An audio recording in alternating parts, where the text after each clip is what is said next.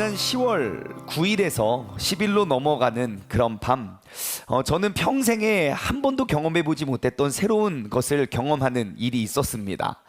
제가 주일 사역을 잘 마치고 월요일이 되었는데요. 월요일 날 아침부터 허리가 좀 뻐근한 거예요. 허리가 좀 아팠어요. 근데 이제 오전 내내 이제 누군가 그때 손님이 오셔서 쭉 그 손님을 모시면서 그냥 이렇게 인사하기가 좀 어렵더라고요. 그래서 허리가 많이 아파서 네, 안녕하세요. 안녕하세요.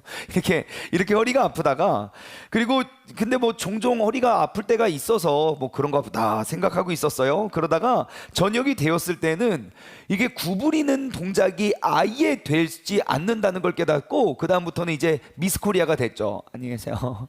제가 허리가 좀 아파가지고 이렇게 인사를 하게 됐어요. 아시는 분은 아실 거예요.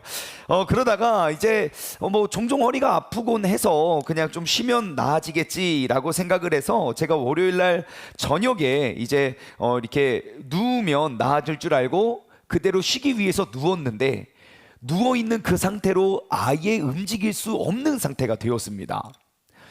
가만히 이렇게 누워있어도 허리가 너무 통증이 심해서, 가만히 있으면 너무 아프니까 이제 허리를 좀 움직이려고 조금이라도 이렇게 움직이면 정말 허리를, 조금도 과장한 표현이 아니라 허리를 이렇게 똑 부러뜨리는 그러한 통증이 왔어요. 그러니까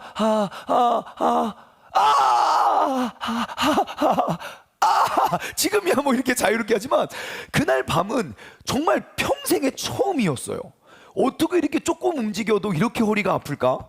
그래서 조금도 움직일 수가 없어서 제가 이렇게 날을, 월요일날에서 화요일날 넘어가는 그 밤에 꼬박 날을 새고, 화요일날 이제 병원 문이 여는 시간에 맞춰서 이제 구급차를 불러서 그 구급차를 타고 이제 병원으로 이동을 하게 되었지요. 제가 가만히 누워서 그 통증과 씨름을 할 때, 그 월요일에서 화요일로 넘어가는 그 밤에 제 마음속에 이러한 생각이 들더라고요. 야, 이러다가 하반신 마비가 올 수도 있겠구나. 마비는 이렇게 오는 거구나 싶어가지고, 제가 그때 가만히 누워가지고 발꼬락을 계속 꼼지락 이렇게 돌아가면서 움직였어요. 왜냐면 어느 발꼬락부터 마비가 오게 될지 몰라서 빨리 마비가 오는 즉시 또 다른 조치를 취해야 될 것 같아서 계속 움직였어요. 그래서 병원에 이동해 보니까 엑스레이 뭐 MRI 찍어 보니까 뭐 그렇게 큰 별다른 이상은 없었어요. 그래서 이제 뭐 주사 치료를 받게 되었는데, 거동이 불편해서 병원에 이렇게 누워 있는데 참 많은 생각이 들더라고요. 그 중에 제일 큰 생각은 뭐냐면, 인생이 바로 그냥 이런 거구나. 어떤 거냐면요, 어제까지는 잘 지내다가도 오늘 없어지는 게 인생이구나. 어제 있다가 오늘 없어지는 것이 인생이고, 오늘 있다가도 내일 없어지는 것이 인생이구나 라는 생각이 들었어요. 여러분, 인간은 너무너무 위대하고 대단한 것처럼 보여지지만, 우리 눈에 보이지도 않는 작은 신경, 그 작은 세포 하나에 우리의 온 사지를 꼼짝도 움직일 수 없는 그런 연약한 존재라는 것을 깨달았어요. 그때 제가 병상에 누워서 내가 일상생활에 나에게 주어졌던 그 평범함이 나에게 얼마나 소중한 것이었다는 것을 그때야 비로소 깨달았어요. 그때 제가 가장 크게 느꼈던 건, 그냥 누워있다가 앉았다가 누워있다가 앉았다가 그냥 편안하게 누워서 앉는 그 자체가 얼마나 소중한, 얼마나 귀중한 것이라는 것을 그냥 움직일 수 없어 보니까 금방 알겠더라고요. 그리고 또한 이렇게 가만히 서 있는 것, 제가 그날 밤에 화장실을 한 번 갔거든요. 어떻게 할 수가 없어서 뭐 돌아서지도 못하는데, 그래서 이제 부축을 받아서 화장실을 갔는데 이렇게 서지를 못해서 정말 한번 이렇게 딛고 섰는데 다리가 진짜 달달달달달 떨리는 거예요. 그러니까 허리가 힘이 없으니까 발을 못 딛고 달달달 떨리서 간신히 볼일을 보고 다시 누웠지요. 이렇게 서 있는 것 자체가 얼마나 소중하고 귀중하다는 것을 제가 꼼짝도 움직일 수 없는 순간이 되니까 그 소중함이 깨달아지게 되었다는 것이에요. 누구도 장담할 수 없습니다. 여러분, 저와 함께 좀 저를 겪어보신 분은 알겠지만, 체력이라고 하면 늘 정말 누구에게도 이렇게 밀리지 않고 자신만만했던 사람인데, 어떠한 외상이 있었던 것도 아님에도 불구하고 원인도 모르는 그 증상으로 한순간 꼼짝도 할 수 없는 그러한 인생, 그러한 형편이 되고 보니까 정말 인생이 정말 별거 아니구나 라는 생각이 많이 들게 되었어요. 제가 병원에 누워서 이렇게 있다 보니까 정말 곰곰이 많은 생각들이 참 들더라고요. 왜 이렇게 아프게 됐지? 제가 그냥 그때 병원에서 생각이 들었던 저의 결론은 이것이에요. 이제 40대가 되었는데 40대가 너무 20대처럼 너무 이게 일을 해서 그런 것 같다는 생각이 들었어요. 제가 가만히 생각해 보니까 그때는 몰랐는데요.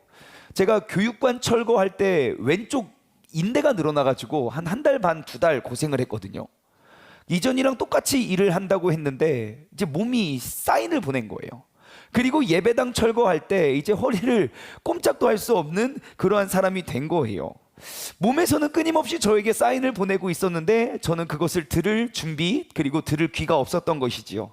여러분, 제가 왜 허리가 아팠는지 아마 많은 설명보다 이 하나의 짧은 영상을 하나 보여드릴게요. 이 영상 보시면 이래서 목사님이 아팠겠구나 라고 아마 이해하시기가 쉬울 것 같아서 영상 하나 보도록 하겠습니다. 카메라 전환해 주셔야 돼요.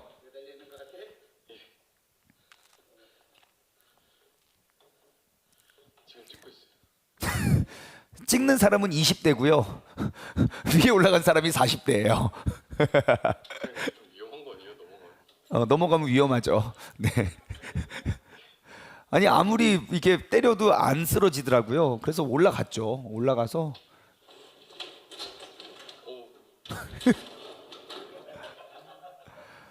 이럴 때 너무 큰 희열을 느껴서 저는 하나의 장면을 보여드렸지만 여러분 그 뒤에 있는 모습들 안 봐도 알 것 같죠? 제가 저러니까 아프겠더라고요. 저 때는 몰랐어요. 저렇게 하면 아프게 되는지. 여러분, 앞에 서 있는 저는요, 있다가도 없는 존재입니다. 그리고 저뿐만 아니라 제 앞에 서 계시는 여러분들도 있다가도 없는 존재입니다. 제가 병원에 누워서 이런 생각이 참 많이 들었습니다. 그래서 이 교회를 더욱더 하나님 말씀이 중심이 되는 그러한 건강한 교회를 세워야 한다는 다짐을 또 하게 되었습니다. 세종중문교회는 누가 있으면 되고 누가 없으면 안 되는 교회가 되지 않길 원합니다. 이것은 어떠한 한 사람의 노력만 가지고 이루어지는 교회의 모습이 아니라 이 자리에 있는 우리 모두가 함께 노력할 때에 이루어낼 수 있는 것이고 우리 모두의 노력을 통해서 세워질 수 있는 건강한 모습이 될 것이기 때문입니다. 여러분 꼭 기억하십시오. 여러분들 지금 이 자리에 편하게 앉아서 예배 드리시죠? 오늘 이 예배가 내 생의 마지막 예배가 될 수도 있습니다. 우리에게 주어진 하루하루 속에서 여러분 감사를 끊임없이 고백하십시오. 우리는 오늘은 있지만 내일이 어떻게 될지 아무도 모르는 사람이거든요. 우리에게 주어진 하루하루를 통해서 우리가 하나님이 거하시는 그 하나님의 나라, 그 천국을 우리가 이루어갈 수 있는 우리 모두가 되기를 소망합니다. 내가 아무리 많은 것 쌓아두고 아무리 많은 것들을 계획할지라도 원인도 알지 못하는 눈에 보이지도 않는 그 작은 신경세포 하나에 의해서 우리는 꼼짝도 할 수 없을 만큼 꼼짝도 할 수 없는 연약한 존재가 우리 모두임을 여러분 꼭 기억했으면 좋겠어요. 그래서 오늘 이 예배도 내 생의 마지막과 같은 그러한 예배가 되기를 주님의 이름으로 간절히 소망합니다. 리빌드 정체성, 오늘은 5번째 시간입니다. 우리는 계속해서 우리 교회의 정체성에 대한 이야기를 계속 쭉 이어가고 있는데요. 먼저는 우리 교회의 비전과 사명을 함께 나누어 보았습니다. 세종중문교회의 영구 비전과 또 우리에게 주어진 사명은 이러한 것이에요. 기록되어 있는 하나님의 말씀이 우리 교회의 역사가 되는 교회가 우리의 영구 비전이고 그 비전을 이루기 위해 우리에게 맡겨진 사명은 바로 우리가 도피성 교회를 이루어가는 것이지요. 또한 우리는 예배의 정체성에 대한 이야기를 나누어 보았습니다. 우리 세종중문교회는 전 세대가 통합해서 통합 예배를 드리는 교회이고 또한 섬김의 예배를 드리는 교회이지요. 섬김의 예배 이제 뭔지 아시겠지요? 우리의 부정했던 우리가 정결의 예배를 통하여 정결한 모습으로 되고 그 자리에서 머무늘 예배에 참석했다고 우리가 거룩한 주일을 다 보낸 것이 아니라 이제 정결해진 우리가 거룩의 자리로 나아가기 위해서 그 거룩의 예배를 드림으로 우리는 정결의 예배와 거룩의 예배를 합쳐서 우리는 섬김의 예배라고 이름을 지어 보았습니다. 오늘은요, 우리 교회의 핵심 사역, 그 핵심 사역에 대해서 한번 이야기를 나눠보기를 원합니다. 저희 교회가 이제 창립을 한 지 5년, 제가 5주년 기념 예배 때 세종중문교회의 새로운 정체성 하나를 나눠드린 적이 있어요. 예, 그때 제가 봤던 슬라이드쇼로 봤던 그 그림이 바로 이 그림인데요. 여러분 혹시 나무교회라는 말씀 기억나시나요? 우리 교회는요, 이처럼 나무교회가 되자고 이야기를 나눴어요. 여러분, 나무는 여러 가지 몇 가지 특징이 있습니다. 여러분, 나무는요, 성장이 멈추지 않습니다. 어느 정도 자란 후에 나무는 거기서 멈추는 게 아니라요, 나무는 매년 그 나무의 나이테를 늘려가며 그 몸집을 키워내갑니다. 여러분, 그림만 봐도 아시겠죠? 이 나무 몇 살 됐을까요? 500살? 모르긴 모르지만 적어도 몇백 년에서 몇천 년은 돼 보이지 않습니까? 분명히 이 나무도 첫째 해는 정말 작은 묘목, 정말 작은 묘목, 작은 그냥 모습에서 그냥 자라났을 거예요. 하지만 많은 세월 가운데 나무는 점점점 커지고 확대되었다는 것입니다. 나무의 또 다른 특징, 그래서 우리 교회는요, 매년 자라나고 성장하는 교회가 되기를 원해요. 또한 나무는요, 시간이 흐르면 흐를수록 더욱더 단단하고 더욱더 커집니다. 나무의 종자에 따라서 크기의 한계는 있겠지만 똑같은 크기의 나무더라도 점점점 단단해지고 점점점 커질 거예요. 봄, 여름, 가을, 겨울 그 일기와 기후의 변화를 통해서 나무는 그거의 모든 상처를 받고 작아지고 연약해지는 것이 아니라 그러한 바람과 그러한 역경을, 풍랑을 통해서 나무는 더욱더 단단해지고 새로운 선명한 나이테를 이루어가게 된다는 것이죠. 우리 세종중문교회도 시간이 흐르면 흐를수록 더욱더 커지고 단단한 교회가 되기를 원합니다. 나무는 풍랑과 바람을 볼수록 더욱더 강해집니다. 바람이 불면 무서워서 숨는 게 나무 아닙니다. 아무리 큰 거센 바람과 폭풍우가 몰아칠지라도 나무는 그것을 견뎌냄을 통하여 더욱더 단단해진다는 것이에요. 우리 교회도요, 어려움을 직면하면 직면할수록 그 어려움이 무서워서 도망가는 교회가 아니라 어려움을 대면하여 하나님의 말씀과 그 능력으로 어려움이 크게 오면 올수록 더욱더 단단하고 강해질 수 있는 그러한 교회가 되기를 원합니다. 나무는요, 매년 열매를 맺습니다. 한 해도 작년에 있던 열매 1년 동안 매달려 있는 나무 하나도 없습니다. 있었던 나무 다 떨어뜨리고요, 겨울이 되면 구조조정을 다 해서 정말 이렇게 잎사귀를 다 떨어뜨리고요, 또 봄이 되면 어김없이 새로운 싹, 그 나무에서 단 한 번도 핀 적 없는 새로운 싹을 피워내요. 새로운 잎사귀와 새로운 열매를 매년 맺어요. 우리 교회도 그러한 교회가 됐으면 좋겠어요. 우리가 맨날 하던 일, 맨날 하던 공사 똑같이 하는 것이 아니라 매년 매주 새로운 열매를 풍성히 맺어갈 수 있는 그러한 교회. 내가 나의 신앙생활에 겨울이 올 수도 있지요. 하지만 그 겨울을 딛고 이겨나 봄에 꽃을 피워 또 여름에 길려 가을에 영적인 가을을 맞아서 매년 새로운 결실을 맺을 수 있는 그런 교회가 되기를 원하는 것이에요. 마지막으로요, 나무교회의 가장 큰 특징, 여러분, 이 나무의 가지가 몇 개일까요? 중현아? 왠지 중현이는 알 것 같아요. 엄청 많겠지요. 가지가 몇백 개 있겠지요. 몇천 개가 될 수도 있어요. 하지만 이 많은 가지 중에 가장 먼저 난 가지에는 어디에 있을까요? 물어볼 것도 없죠. 제일 밑에 있을 겁니다. 가지는 커지고 옆으로 처지면서 가장 먼저 된 가지는 언제나 새로운 가지를 받쳐주고 있다는 것이에요. 그게 바로 나무교회입니다. 내가 가장 먼저 되었기 때문에 가장 위에 올라서 가장 큰 모습으로 모든 새로운 나무 가지를 누르는 것이 아니라 가장 먼저 됐다면 가장 큰 모습으로 가장 낮은 곳에서 새로운 모든 가지들을 세워주고 받쳐주고 키워낼 수 있는 그러한 교회가 우리 교회가 되었으면 좋겠어요.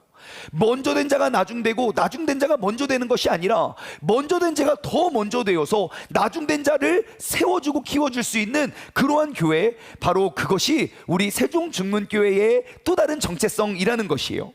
그래서 오늘은요, 제가 우리 교회 안의 신앙생활의 모습을 제가 이 나무 교회에 비유해서 한 그루의 나무를 그림으로 그려서 우리의 신앙생활의 모습과 과정과 그 열매의 모습을 한번 설명해 드리도록 하겠습니다.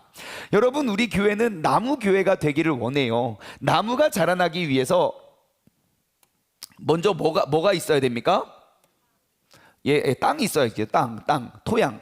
여러분, 우리 세종중문교회 모든 신앙생활의 그 출발점은 바로 우리의 토양은 하나님의 말씀입니다.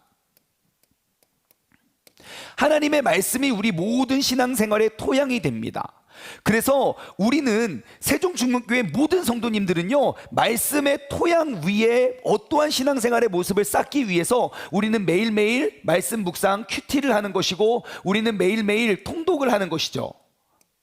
그리고 각자의 신앙생활을 위해 기도하는 거예요. 여러분, 말씀 읽고 묵상하고 우리가 기도하는 건 신앙생활의 어떠한 열매나 과정이 아니에요. 내가 그리스도인이라면 마땅히 하는 것이라고요. 내가 나도 모르게 호흡을 하듯, 내가 하나님과 기도하고, 내가 매일매일 배고파지면, 하루에 3번씩 배고파지면 밥을 먹듯 우리가 하나님의 말씀을 매일매일 묵상하는 것은 그냥 기본이고 토양이에요. 그리고 나서 이제 우리의 신앙의 건물을 쌓는다면 이제는 나무를 세우겠지요. 근데 이 나무에는 2가지의 큰 뿌리가 있습니다. 이 2가지의 뿌리는 뭐냐면요, 먼저는 예배. 하나의 큰 뿌리는 바로 예배이고요, 또 하나의 큰 뿌리는 바로 셀 모임이에요. 우리는 예배와 셀 모임을 통하여 이 나무를 세워가는 것이에요. 자, 예배와 셀 모임은요, 예배는 무엇입니까? 하나님의 말씀을 우리가 전달받는 것이죠. 마치 우리가 호흡을 할 때 들숨과 날숨이 있는 것처럼. 그래서 이곳에서 선포되어지는 귀한 하나님의 말씀을 내가 들어 마시고, 그리고 셀 모임을 통하여 내가 깨닫고 내가 변화된 나의 삶의 모습을 고백하는 것이에요. 그래서 우리 세종중문교회는 들숨과 날숨과 같이 예배에 나무를 세워가는 것이죠. 기둥을. 그리고 나서 수많은 봉사와 섬김과 나눔의 모습으로 여기에서 이런저런 열매를 맺어가는 것. 내가 은혜 받고 변화되고 깨달아졌다면 이제 그 가진 모습으로 우리가 섬김의 모습으로 나아가는 것, 이것이 말씀으로 인한 내가 그리스도인이 되어서 내가 예배를 통하여 견고한 나무 기둥을 세우고, 그리고 우리가 나타나는 모든 섬김과 봉사는 열매인 거예요. 섬김과 봉사가 목적이 되어서는 안 됩니다. 섬김과 봉사는 예배와 말씀으로, 기도로 다져진 나의 열매이지, 이 우선순위가 바뀌면 교회는 반드시 무너지게, 우리의 신앙의 생활의 모습은 반드시 무너지게 되어 있습니다. 우선순위를 정하면요, 가장 먼저 우리는 말씀과 기도로 무장되어야 됩니다. 이것은 내가 노력해서가 아니라 매일매일 내가 그리스도인이라면 마땅히 해야 될 일이에요. 그리고 나서 우리는 예배를 세워가야 됩니다. 그 예배는 가만히 앉아있다가 돌아가고 앉아있다 돌아가는 것이 예배의 완성은 아니에요. 하나님의 말씀을 듣고, 그리고 그 깨달음과 나의 죄를 고백하고 함께 나누고 함께 기도할 수 있는 공동체 가운데 우리는 예배와 셀 모임을 들숨과 날숨과 같이 그 예배의 기둥을 세우고요, 그 다음에 3번째, 봉사의 자리로 나아가는 것이지요. 이 나무 그림의 모습을 여러분 꼭 기억했으면 좋겠어요. 이것이 신앙생활의 너무너무 자연스러운 모습이에요. 내가 하나님의 말씀을 통하여, 또 기도를 통하여 사모하잖아요. 그리고 예배를 통하여 우리가 서로 교제하잖아요. 그러면 봉사를 아니할 수 없습니다. 혹시 예배 되게 잘 드리고 셀 모임 활동 열심히 하는데 봉사 하나도 안 하는 사람 있으면 저에게 알려주세요. 절대 있을 수가 없습니다. 왜요? 그게 공동체의 힘이거든요. 누군가는 나를 위해, 누군가는 이 예배를 위해 애쓰고 노력하고 수고하기 때문에 이렇게 아름다운 곳에서 예배를 드릴 수 있는 것이에요. 누가 고생하고 누가 수고하는지 공동체를 통해서 우리는 알게 돼요. 우리의 신앙생활의 모습을 이렇게 그림으로 우리가 잘 기억해서 우리가 이 아름다운 균형을 우리가 이루어가길 소망합니다.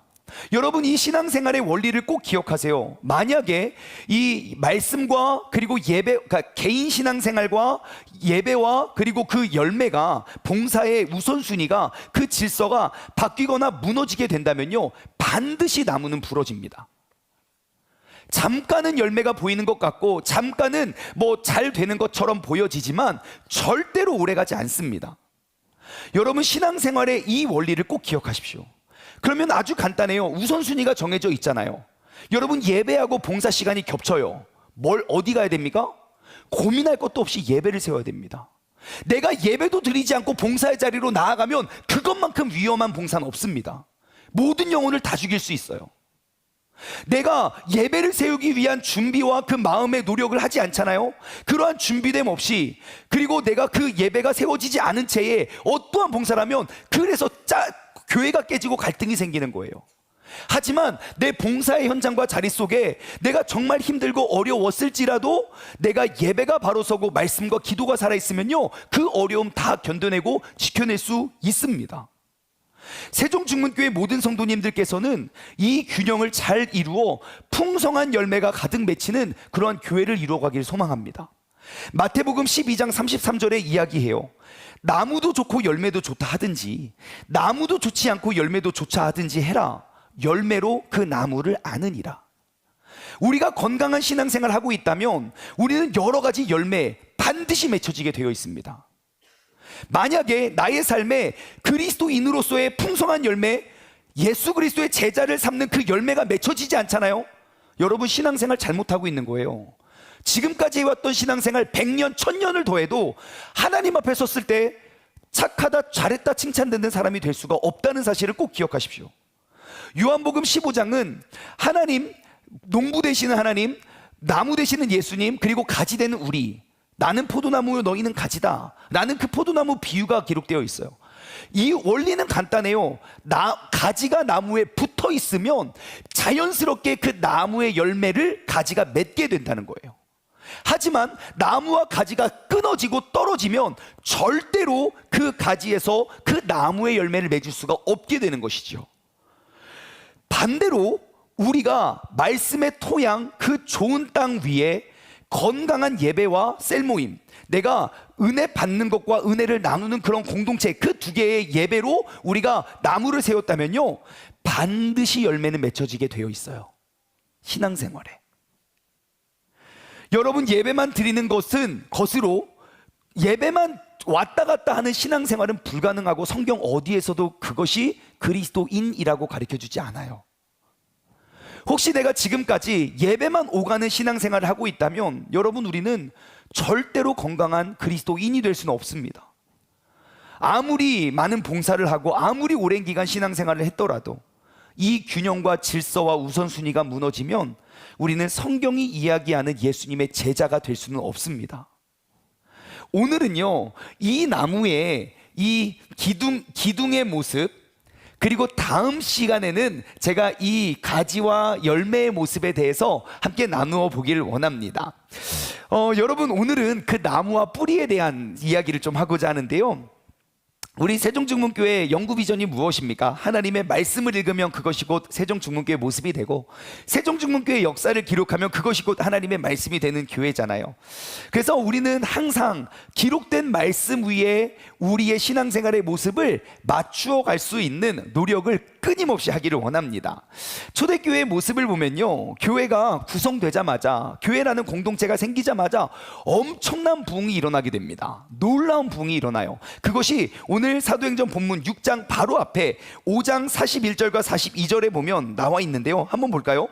사도행전 5장 41절과 42절 말씀, 사도들은 그 이름을 위하여 능력받는 일에 합당한 자로 여기심을 기뻐하면서, 이게 무슨 말이냐면요, 예수 그리스도가 나의 구세주라 다짐하고 선포하는 사람들이 나아가서 예수는 우리의 구원자라고 담대하게 선포했어요. 그러니까 많은 사람들로부터 능력을 박해를 받았어요. 근데 당하는 그 능력이 예수 그리스도의 이름을 위하여 받는 그런 능력이 너무너무 마땅하고 당연한 일이라는 것이에요. 우리가 신앙생활 하다 보면 그러거든요. 교회 가면 잘 돼야 되는 거 아닙니까? 교회는 복 받는 곳이라면서요. 교회를 안 다니다가 교회를 다니면 안 되던 일도 잘 돼야 되는 거 아닙니까? 아니요, 아닐 수도 있어요. 내가 오히려 세상 사람으로 살다가 그리스도인이 되는 순간 이전에는 없었던 능력과 모욕과 핍박을 당할 수밖에 없어요. 왜요? 삶의 기준과 삶의 중심이 다르기 때문이죠. 교회 다니면 반드시 복 받아요. 다니는 순간부터. 하지만 그 복이 무엇인가는 우리가 알고 받아야죠. 하나님을 알지도 못하는 사람들이 복이라 말하는 복, 그거 세상에서 다 받을 수 있어요.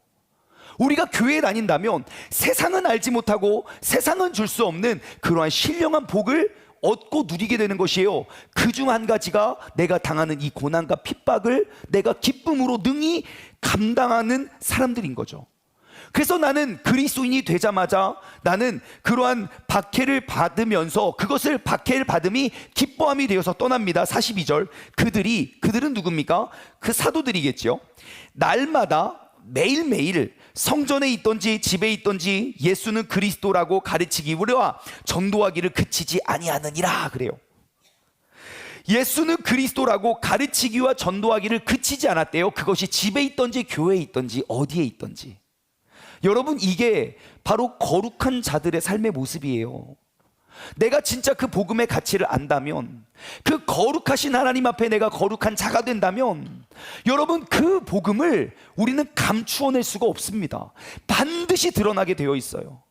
내가 좋은 일이 있어요. 어떻게 얼굴에 티가 안 납니까? 내가 슬픈 일이 있어요. 가만히 있어도 슬퍼 보여요. 그렇듯이 내가 복음에 비친 자가 된다면 우리는 집에 있던지 교회에 있던지 날마다 예수를 그리스도라고 가르치기와 전도하기를 그치지 않는다는 것이에요. 여러분, 지금 이것은 몇몇의 사도들의 이야기입니다. 거룩한 사도들 몇 사람의 영향력을 한번 보실래요? 그곳에 많은 무리들이 아니라 거룩한 사도들 몇 명이 날마다 가르치기와 전도하기를 그치지 않았어요. 그리고 6장 1절 오늘 본문 말씀으로 들어갑니다. 그 거룩한 몇몇의 열매를 한번 보세요. 그때는 언제입니까? 거룩한 자들이 성전에 있던지 집에 있던지 예수는 그리스도라 가르치기와 전도하기를 그치지 않았던 그때에 누가 더 많아졌습니까? 제자가 더 많아졌는데 그래요. 여러분, 예수님 주변에는 항상 많은 무리가 있었고 제자들이 있었습니다. 여러분, 무리와 제자는 다릅니다. 예수님이 많은 기적과 능력과 이적을 막 행하니까 예수님이 거하는 모든 곳에는 수십, 수백, 수천, 수만 명의 사람들이 늘 모였어요.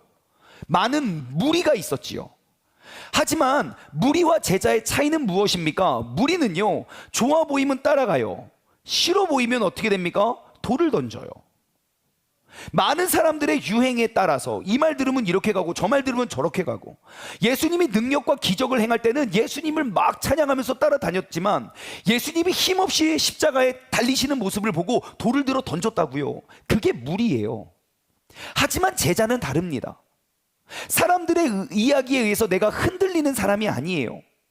내가 말씀과 기도로 내가 바로 서고 예배를 통하여 견고히 세워 이제 나아가 주님의 뜻을 증거하고 전파하는 그런 열매를 맺는 사람들이 된 것이지요. 다시 말씀으로 돌아가서 그때에 그 거룩한 자 몇 명이 활동할 때 제자들이 더 많아진 줄 믿습니다. 그러면 이 자리에 예배드리는 우리의 역할은 무엇입니까? 많은 제자를 낳는 것이에요. 여러분, 오늘 이 시간 다시 한번 내 신앙을 면밀히 점검해 보십시오. 내가 지금까지 신앙생활 해오면서 나와 같은 제자를 몇 명 만드셨습니까? 교회를 따르는 무리 말고요, 예수님의 뜻을 쫓아 살아가는 제자요. 만약에 내가 지금까지 신앙생활 했는데 나와 같은 제자가 한 명도 없다면 여러분, 오늘 회개하셔야 돼요. 마땅하고 당연한 것이 아닙니다. 내가 하나님의 말씀으로 견고히 서고 그 다음에 예배를 통하여 은혜를 나눈다면 여러분, 나와 같은 제자는 반드시 생기게 되어 있어요. 우리의 역할은 이 시대에 주님을 알지 못하고 따르지 않는 사람들에게 예수 그리스도의 제자를 만들어 가기 위해 우리를 부른 줄 믿습니다. 자, 그리고 또한 그곳에는요, 6장 1절 제자가 더 많아졌고 헬라파 유대인들이 자기의 과부들이 매일의 구제에 빠짐으로 히브리파 사람을 원망하니, 우리는 이를 통해서 초대교회의 또 다른 특징을 알 수 있어요. 많은 제자들이 모인 곳에서도 갈등은 발생할 수 있다는 것이에요. 갈등이 커져서 오히려 원망이 됐어요. 여러분, 교회는 갈등이 없는 곳이 아닙니다. 갈등이 문제되지 않는 곳입니다. 우리의 허황된 기대, 교회 다니는 사람 다 착해야 하고 다 정직해야 되는 거 아니야? 여러분, 그렇게 좋은 사람들이 하나님을 왜 찾겠어요? 다 실패하고 무너지고 쓰러졌으니까 하나님이 필요한 거 아닙니까? 여러분, 사람이 모인 곳에는 갈등과 문제가 있는 것이 당연한 것이에요. 없다는 기대가 잘못된 것이지요. 여러분, 갈등이 있다고 걱정하지 마세요. 초대교회에 제자들이 모인 곳에도 갈등이 커져서 원망이 됐더라고요. 매일매일 구제하는데 왜 우리 족속, 우리 민족의 이름은 빠집니까? 그것이 제자들의 갈등이었어요. 여러분, 교회는 갈등이 없는 곳이 좋은 교회가 아닙니다. 아무리 큰 갈등도 문제가 되지 않는 게 좋은 교회예요. 갈등을 풀어가고 해결해가면 되지요. 자, 그러면 초대교회가 어떻게 그 갈등을 풀어갔는지 한번 말씀을 통해서 한번 발견해보죠. 자, 교회 공동체가 커지면서 이제 구제 사역이 시작됐어요. 보니까 6장 1절에 보니까 매일의 구제에 헬라파 유대인들의 이름이 빠진 거예요. 다시 말해, 예수 그리스도로 인한 그 제자들이 모인 곳에 매일의 구제, 즉 우리가 예배가 아닌 또 다른 사역들이 시작된 거예요. 고아와 과부들을 돌보고 챙기는 그런 구제, 즉 여기 말하는 잎사귀와 저 열매들이 이제 막 시작된 거예요. 자, 그런데 그 안에 갈등이 생긴 거예요. 히브리파 유대인과 그 이방 헬라파 유대인들의 매일 구제를 하는데 자꾸 히브리파 그 과부들만 계속 구제를 하는 거예요. 그러니까 헬라파 사람들이 이게 왜 니네만 저기래, 우리도 껴줘. 근데 또 시간을 지내 보니까 계속 이 사람들만 구제를 하는 거예요. 그러니까 그 갈등이 커져서 원망이 된 상태인 거예요. 그러면 초대교회도 그 원망의 상태가 이르게 되었거든요. 근데요, 그때 그 사도들이 이 모든 갈등과 원망의 문제를 한 방에 해결합니다. 그 방법이 뭔가? 2절에서 4절, 12사도가 모든 제자들을 불러서 이르되, 자, 거기 있는 모든 제자들, 헬라파, 히브리파 모든 제자를 다 부릅니다. 우리가 하나님의 말씀을 제쳐놓고 접대를 일삼는 것이 마땅하지 아니하니. 이 그림으로 표현할까요? 우리가 예배에 집중하지 못하고 예배를 세우지 못한 채 여러 가지 봉사와 프로그램과 활동하는 것이 마땅하지 않는다는 것이에요. 그럼 우린 뭘 알 수 있습니까? 예배와 봉사는 구별된 또 다른 일이라는 것이에요. 먼저 우선순위 되는 건 예배이고 그 예배의 결실로 우리가 봉사의 자리로 나아가야 된다는 것이죠.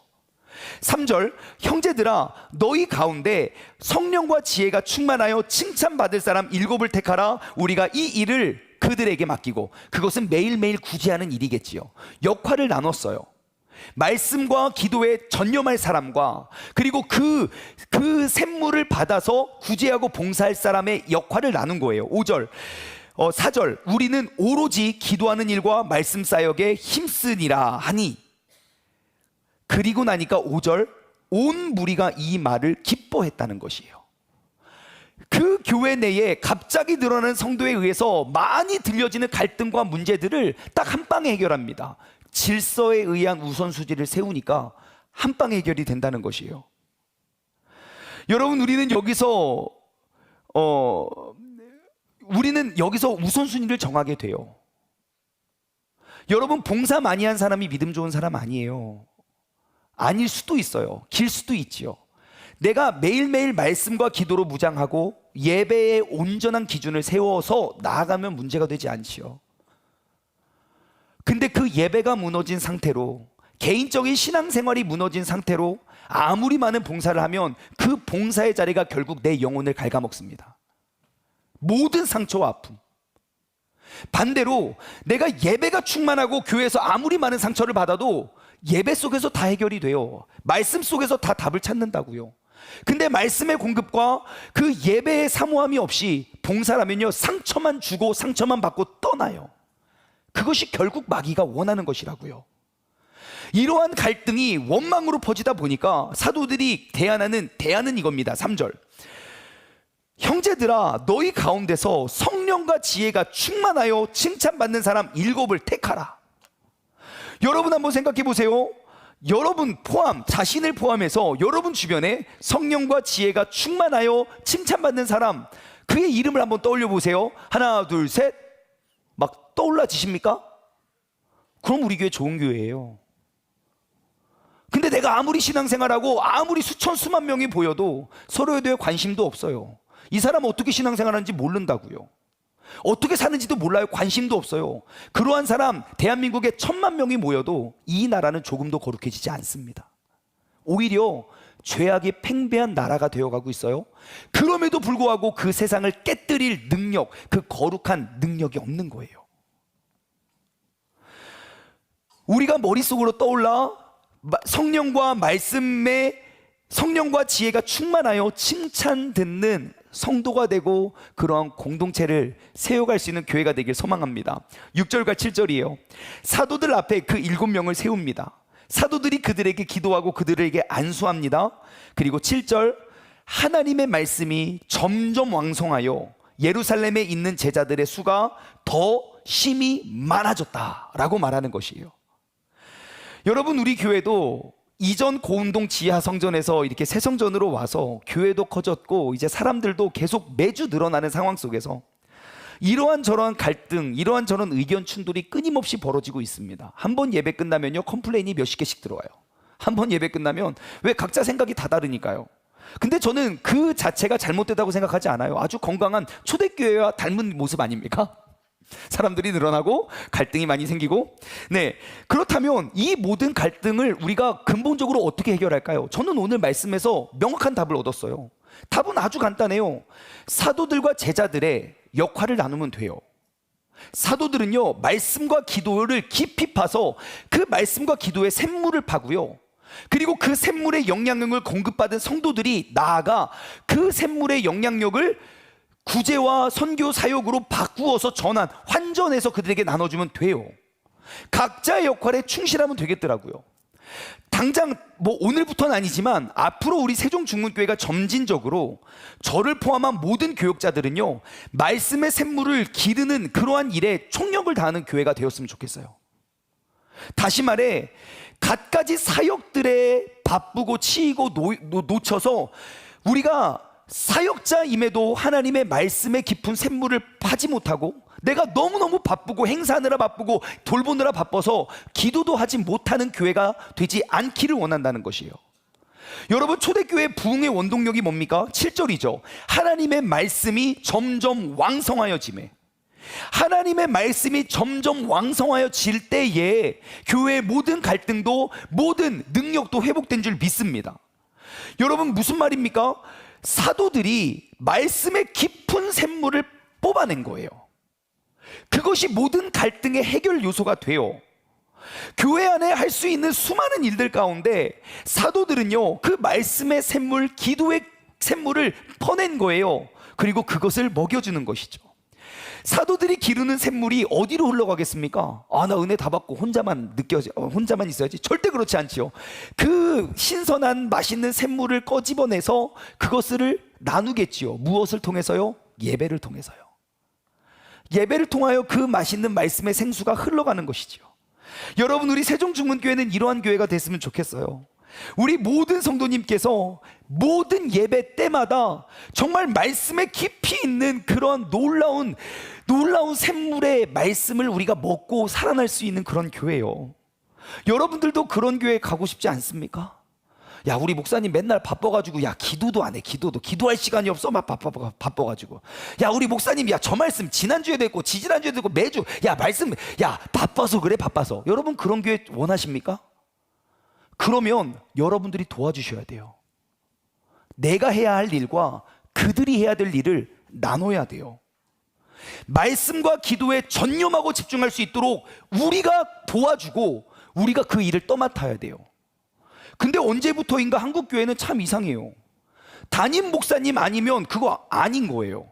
전도사님 신방 가면 그냥 신방이고 담임 목사님 와야 신방이에요. 막 그래요. 전도사님 10번 기도해줘도 그 능력 없어요. 담임 목사님 손이 막 오기만 해도 능력이 온다고요. 절대 그렇지 않아요.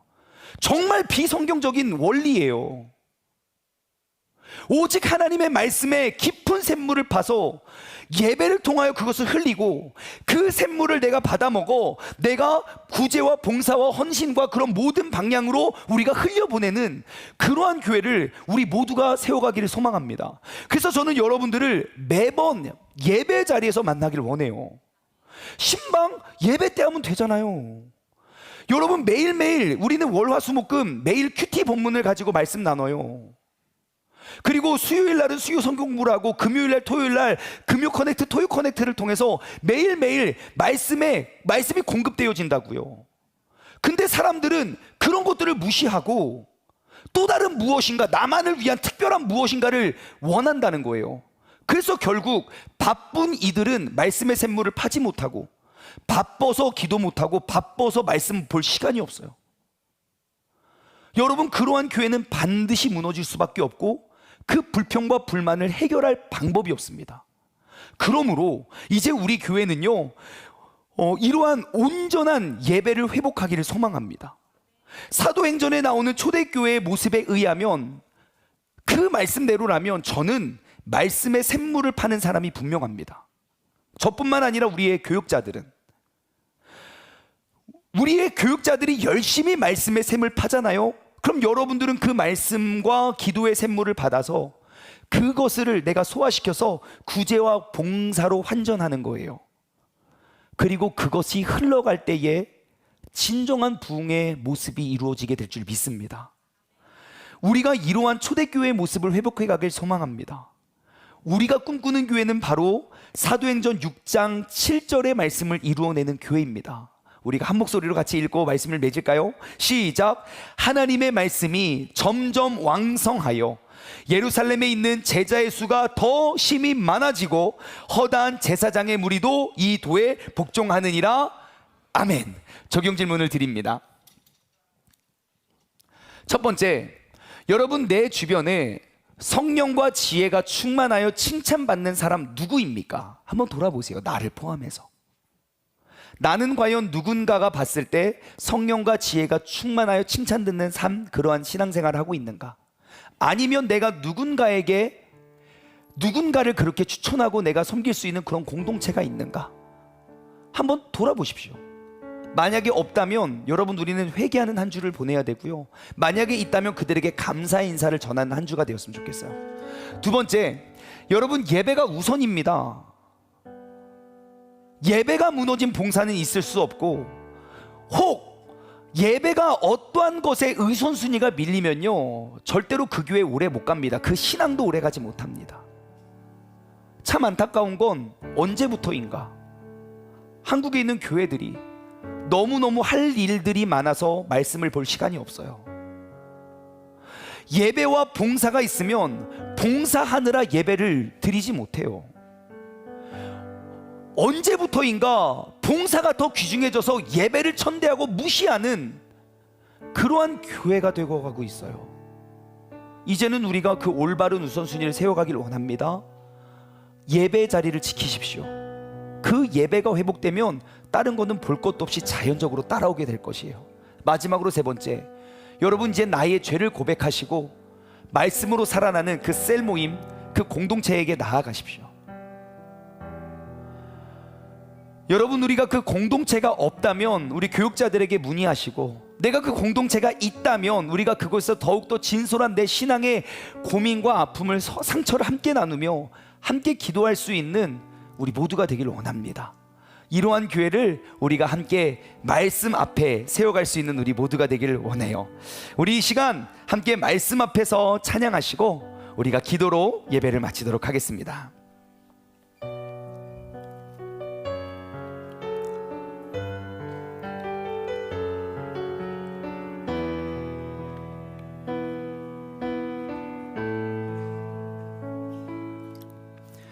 말씀 앞에서 경외함으로 주께 홀로 섭니다. 생명의 말씀 읽고 순종해 주를 예배합니다. 기록된 말씀 힘이 있어서 진리로 우릴 거룩해 하며 거룩한 말씀 세세 영원히 복음이 되어 말씀 하나님 말씀에 두려워 떠는 자,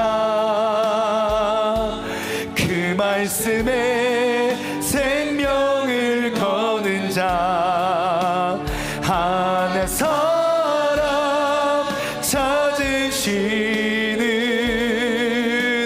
주님의 약속을 믿어.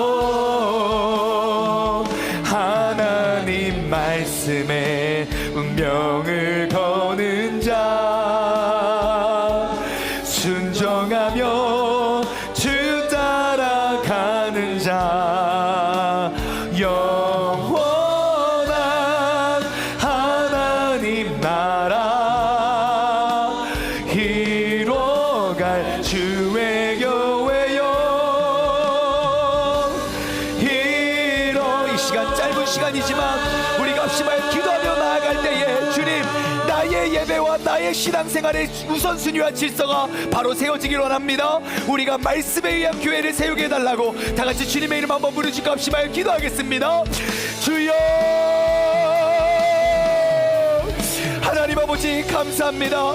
나의 신앙생활과 나의 예배의 모습, 하나님 아버지 우리의 신앙생활에 건강한 한 그루의 나무를 세우고자 한다면 하나님, 나의 개인적인 하나님의 말씀을 읽고 묵상하고 기도하며 살아가는 나의 개인의 훈련과, 그리고 이 말씀, 이 예배 시간을 통하여 하나님께서 선포하시고 아버지 깊은 샘물을 파 함께 나눌 수 있는 그러한 말씀으로 공급받고 나의 죄를 고백하고 나의 깨달은 말씀을 함께 나누는 그러한 셀 모임과 예배를 통하여 우리가 아름다운 공동체를 이루며 아버지 하나님, 더욱더 봉사와 섬김과 구제에 풍성한 열매를 맺어갈 수 있는 아버지 그러한 교회가 우리 세종충문교회가 되게 하여 주시옵소서.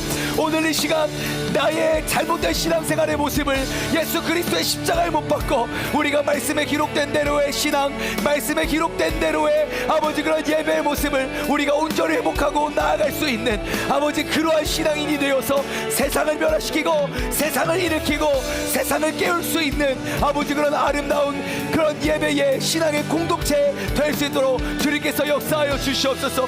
예배가 우선입니다. 예배를 통하여 하나님의 말씀을 듣게 하여 주시옵소서. 아버지 하나님, 우리의 예배와 우리의 모임 가운데 주님께서 함께 하여 주시고 아버지 하나님, 이 예배와 아버지 우리의 기도로 말미암아 내가 이제 거룩한 안식일이 끝난 것이 아니라 지금부터 우리가 거룩의 예배로 나아가 아버지 하나님 안식일을 기억하여 거룩히 지켜낼 수 있는 부족했던 우리와 또 정결했던 우리가 거룩의 모습으로 나아갈 수 있는 믿음의 자녀들 될 수 있도록 주님께서 인도하여 주옵소서. 하나님 말씀에 두려워 떠는 자, 그 말씀에 생명을 거는 자, 하나 사람 찾으시는 주님의 약속을 믿어. 하나님 말씀에 운명을 거는 자, 순종하며 주 따라가는 자, 영원한 하나님 나라 이뤄갈 주의 교회여.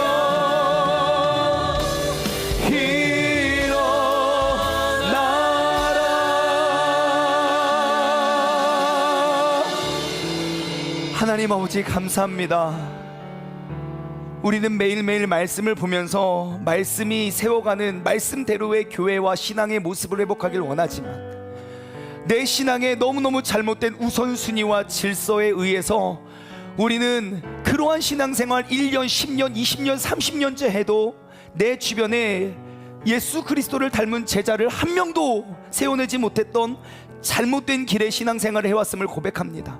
이제는 내가 그리스도인 됨으로 나는 말씀과 기도로 나의 개인적인 영성 훈련을 매일매일 해가며 우리가 말씀을 통하여 그 깊이 있는 말씀의 생명이 생수가 사도들을 통하여 가르쳐지고 그리고 또 그 은혜를 받아 믿음의 공동체 안에서 서로 떡을 떼고 나누며 그 기쁨의 간증을 나누고, 이제는 그 공동체가 나아가 봉사와 구제와 섬김과 성실로 우리가 수많은 비그리스도인들, 부정한 자들을 섬기며 나아갈 수 있는 그러한 교회를 세워가는 아름다운 교회가 되게 하여 주시옵소서.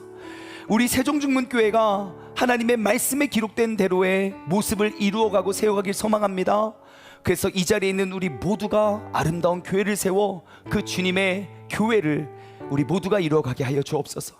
이제는 우리 주 예수 그리스도의 은혜와 아버지 하나님의 무한하신 사랑하심과 성령님의 교통하심이 오직 말씀에 기록된 대로의 교회를 세워가길 소망하는 사랑하는 우리 세종중문 가족들 머리 위에, 이 시간 영상을 통해 예배드리는 모든 가족들 머리 위에 이제로부터 영원토록 함께 하시길 간절히 축원하옵나이다. 아멘.